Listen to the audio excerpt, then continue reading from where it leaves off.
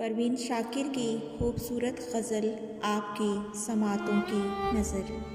कू बकू फैल गई बात शनासाई की, उसने खुशबू की तरह मेरी पजीराई की।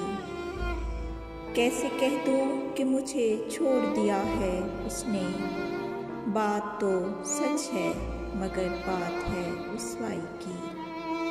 वो कहीं भी गया लौटा तो मेरे पास आया, बस यही बात है अच्छी मेरे हर जाई की।